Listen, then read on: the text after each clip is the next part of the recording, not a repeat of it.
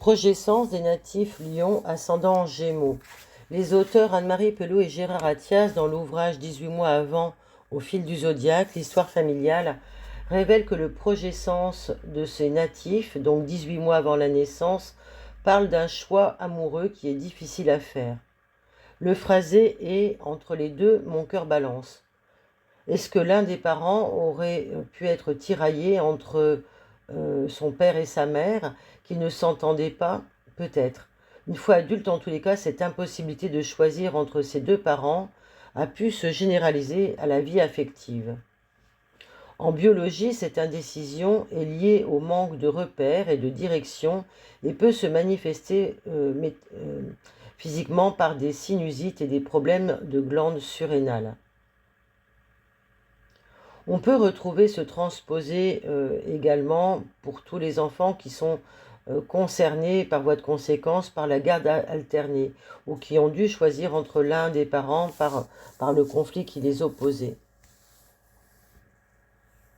Donc on retrouve ici des mémoires de personnes qui sont attirées par deux personnes à la fois et sans cesse en conflit de séparation, puisque lorsqu'il est avec l'une, il n'est pas avec l'autre, il est séparé de l'autre.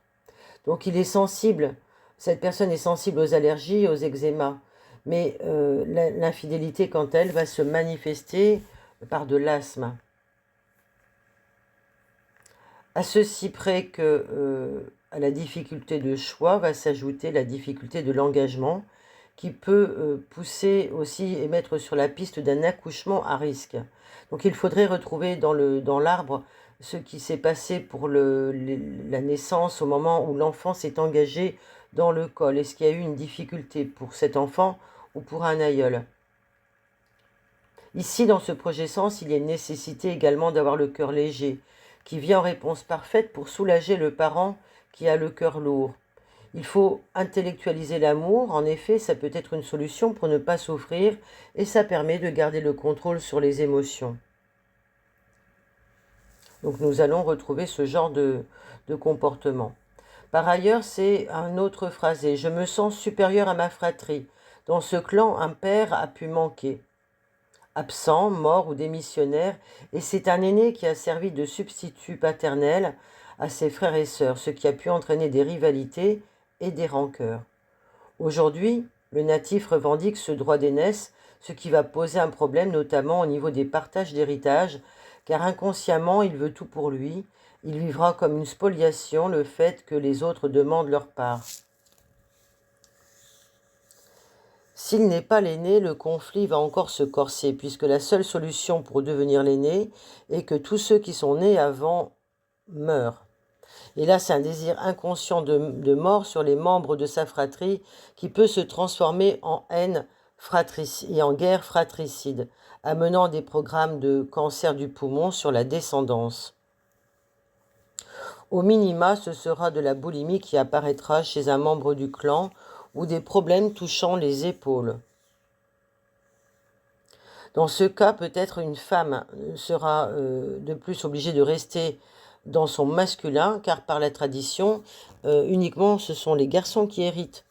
Donc ça sera difficile pour elle d'être dans son féminin. La seule solution viable qui est enregistrée dans ce projet sens, c'est d'être fils unique. Et dans ce clan, il y a pu y avoir des problèmes de jalousie, des disputes entre les frères et sœurs ou en rapport avec l'entourage proche. En dernier point, on peut noter aussi que le projet sens inscrit,